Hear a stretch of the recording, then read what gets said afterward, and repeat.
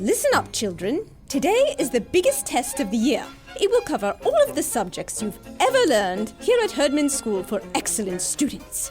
If everyone is ready, Kimberly, you have a question? Yes, ma'am. Kyle's not here. So? Well, he's the smartest kid in the class. Are we going to just leave him behind? I'm sure he will make up for his absence. But how? Hello, Mrs. Fiona. Sorry, I'm late. And what is the meaning of this? Kyle sends his apologies, but he had a dentist appointment, so he sent me in his place. And you are? I am TC14 at your service, but you may call me Peter. I am a student bot, Kyle's very own invention. I am here to take his test in his stead. That doesn't sound fair at all. What do you mean, Kimberly? I mean, you're a robot. You can probably access the Wi-Fi and get all of the answers in a split second.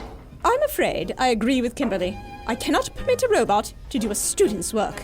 Rest assured, I will not access the internet for the duration of the test.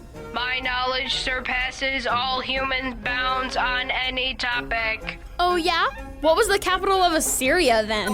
Nineveh. Regardless of your classic education, I don't think this will work out, Peter. Tell Kyle that he has to appear in person for this test and that robots are not allowed in school. Please don't send me away. I could be of great use to this class. I'm sorry. Let me show you to the door. Do you need an AV technician? Chalkboard eraser? I can dispense hand sanitizer. Goodbye, Mr. Robot. What about radio programs? I can play those. You can? Yes, very fun programs. Very educational. Well, all right. But I don't want you helping anyone else with their tests. You have got it, Miss Fiona. Starting program. If I may have your attention. Hello, children. For those who don't know, my name is Miss Fiona, the stage manager for the Christmas play. Miss Tabitha, the director, asked me to make sure that everyone is set back here. Please be patient, go over your lines quietly, and if you have any questions, feel free to ask me. Hey, Peter. What you reading? Hey, Kimberly. I'm reading this book. 1001 Random Facts for Kids. That doesn't look like your lines. I know, it's just helping me get into character. Why do shepherds need to know 1001 facts? Are you going on a shepherd game show or something? Didn't you hear? Kyle couldn't make it to rehearsal, so I'm covering for him. I'm a wise man this time around, so I figure I've got to fill my brain with all kinds of knowledge. Is that why you were making robot sounds earlier? Robot sounds? I don't know what you mean. I'm just a wise man trying to get wise. By reading a book? Sure. Where else would you get smart? I think you can get smarter from a lot of places. 1001 times smarter, though? Sure. Yeah, right. Where else can you learn so much? How about listening to the radio? Huh. That's a good point. What about reading and listening to the radio? I don't think that's gonna work. One way to find out. Start it up. Okay. How's the learning going, Peter? Not good, Kimberly. I think this experiment isn't working. What do you mean? When I try to learn from the radio, it distracts me from learning this book. And when I'm reading this book, I get distracted from listening to the radio. That is a problem. What's the problem? Oh, hey, Miss Fiona. Peter's trying to get smarter. Oh? Well, that's a noble goal. Any reason in particular? Yeah, I'm gonna be a wise man today, so I've got to act the part.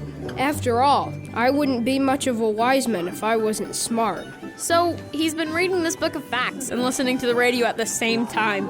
Kind of a double duty kind of thing. Yeah, it's not working though. Well, I can't say I'm surprised. Fortunately for you, being wise is something anyone can do no matter how much they know. Wait, I thought knowing a lot of stuff is what being wise was. Not exactly, Kimberly.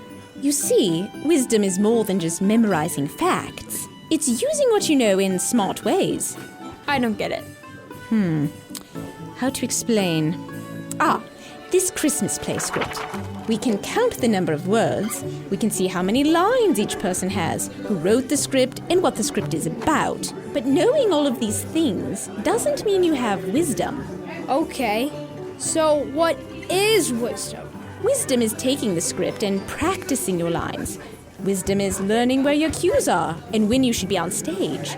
Wisdom is getting all of your props in order so they are where you need them when you need them. See the difference? I think so. Yeah, but how can you be wise if you don't know a lot? Good question. And the Bible tells us in Proverbs 18:15 that a wise person always is looking to learn new things. So even if you don't know a lot, if you try to fix that, you are being wise. Oh, so wisdom is about wanting to learn. That's a big part of it, but it also is about being responsible about what we learn. Verses like Ephesians 5:15 and Matthew 7:24 tell us to use what we have learned and to do what is right, because if we don't, things can turn out pretty badly. I'm going to have to think about that. Well, while you do that, can I listen to the radio? Or will that be too distracting? Nah, go ahead. You still look pretty thoughtful, Peter. Is everything okay? Yeah, I guess I have a question about what we've been learning about today, Miss Fiona. You mean about wisdom? Yeah, when I thought wisdom was just knowing a lot of facts, I knew exactly what to do. Just read a bunch of facts and try to memorize them. But now that I know that wisdom is more than that, I guess I need to know where I can get it. That is a good question. Are we born with it or something? A little bit, Kimberly. But the fact is, there are a lot of ways to become wise. Like what? The first place that comes to mind is the Bible. The book of Proverbs alone has a lot of verses talking about wisdom, what it looks like, and how to get it. Sounds like a good place to start. Indeed.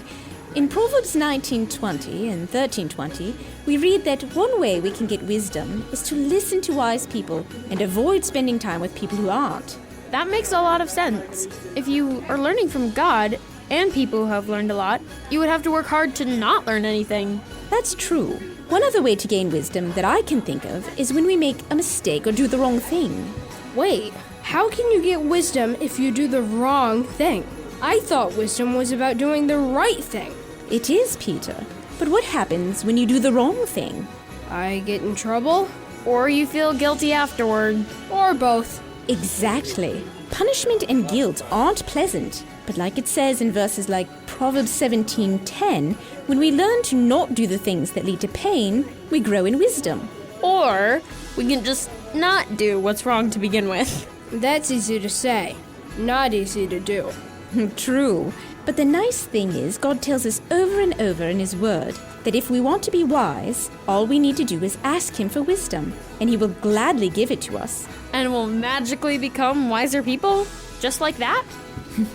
Why don't you give it a try for a few weeks and see for yourself? Oh, that's Tabitha. She's probably ready to start rehearsal. Places, everyone! Oh, I've still got to get my costume on. You better hurry. Yeah.